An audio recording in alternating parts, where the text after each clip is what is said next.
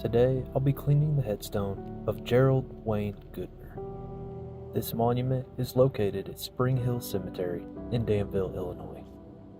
Throughout the cleaning process, I will go over some of the do's and don'ts when it comes to cleaning headstones, some history of the life of Mr. Goodner, and multiple other topics to help others when it comes to headstone cleaning.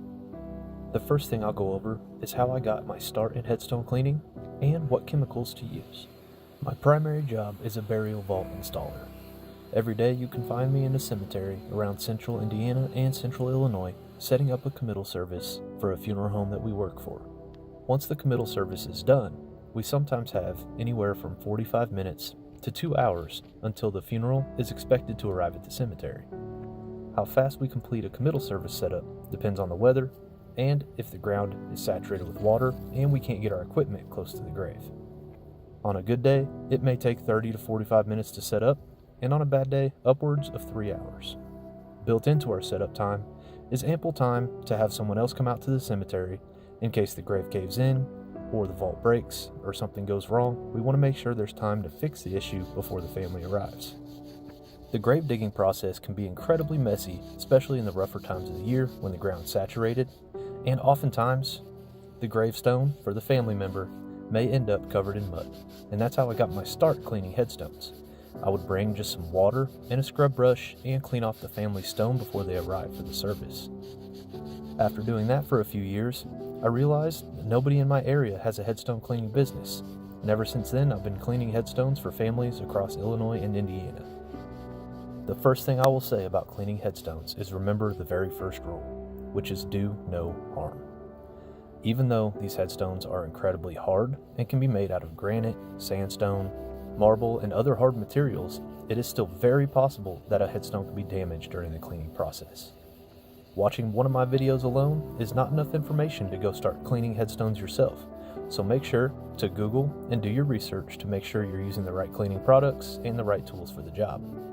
Personally, I only use 2 products to clean headstones: D2 biological solution and plain Dawn dish soap. D2 biological solution can be purchased online directly from the website of D2, but you can also purchase it through companies like Atlas Preservation and different monument cleaning supply companies. It is somewhat pricey, but it is the best product out there, and it is safe to use on headstones, especially the old ones that are more brittle that you don't want to be scrubbing on with scrub brushes. When it comes to scrub brushes, I always go with the softest bristle brushes I can find. Any type of wire brush or hard nylon could scratch the stone. This D2 solution is a biological solution, which means when it comes in contact with algae or lichens or anything that's growing on the stone, it kills off any of that living material. Over the years, the best way I've found to use biological solutions such as this is to treat the stone multiple times over the course of a couple hours before taking part in the cleaning. This allows the solution to really work its way into the stone and into that staining and really loosen up the algae and lichens that sit on the surface. Aside from dish soap and D2 biological solution, I use soft scrub brushes, but most importantly, I use lots and lots of water. For the donated cleanings such as this one, I most of the time use D2 biological solution because it's the best product for the stone. Oftentimes, I will also use a dish soap dilution to help remove some of that algae. In a 1-gallon pump sprayer, I mix around 1 ounce of dish soap and the rest of the bucket is water, so it's an extreme dilution and there's not a lot of dish soap actually sitting on the stone. One thing with dish soap is that if you do not thoroughly rinse the soap off of the stone, it can dry and become flaky and almost look like flaking paint on the side of a car, if you've ever seen that. And that's not how we want to leave a stone after a cleaning. So if I were using dish soap on a headstone such as this, I would treat the stone with D2 biological solution before the cleaning. I would use the dish soap for the actual scrubbing process. And once that cleaning was done, I would rinse off all of the water thoroughly before treating the stone again with D2 biological solution. I'll just go ahead and say D2 for the rest of this video because I feel like I'm saying biological solution way too much. But one good thing about this D2 cleaner is that you actually don't have to scrub on the headstone at all.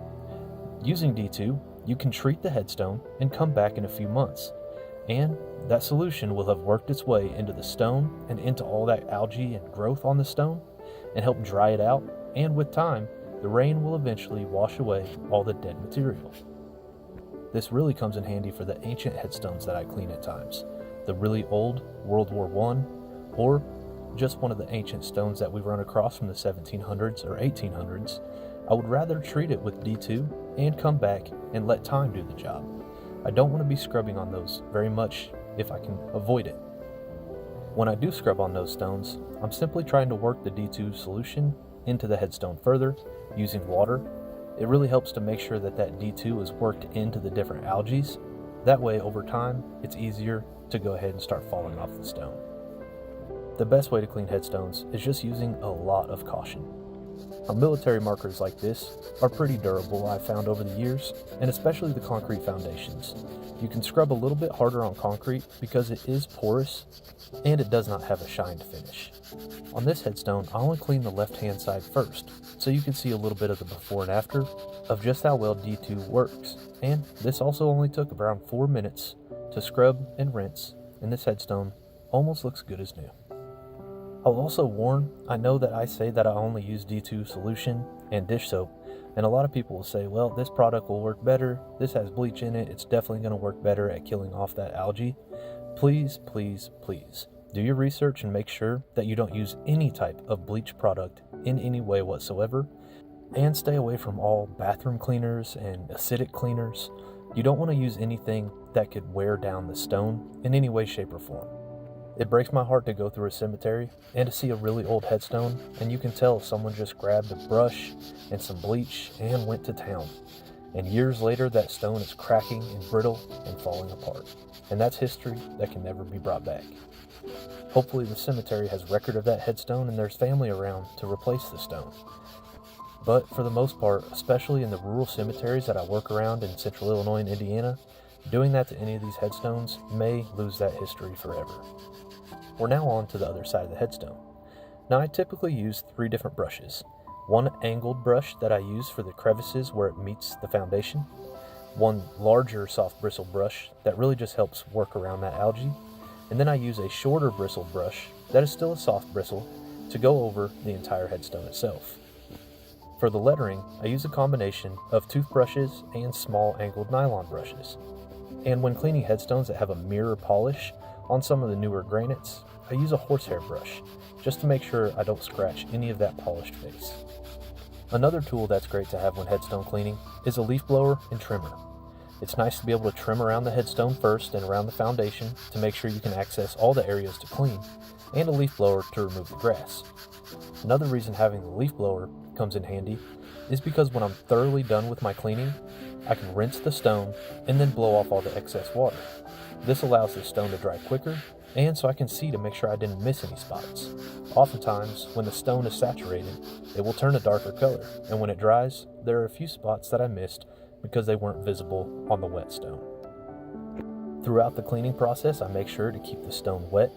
I don't want it to get dry and then use a dry brush on it. I also want to make sure I'm not pushing too hard even though it is a soft scrub brush. As you can imagine with the lettering on the face of the stone, it's engraved or etched into the stone.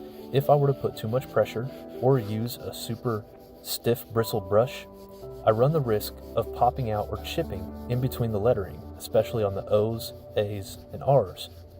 Where a circle is formed, it's much easier to pop out the inside of those letters. So, like with every headstone cleaning, we're just going to use extreme caution and make sure we don't damage the headstone. So to sum up headstone cleaning, in my opinion, you want to use the right products, and that is D2 biological solution. You want to use very soft bristle brushes. You want to do plenty of research before starting headstone cleaning, and use tons and tons of water. One more question that I get a lot on my social media channels is, do I get permission before cleaning these headstones? And of course, permission has to be given for you to touch anyone's headstone in a cemetery.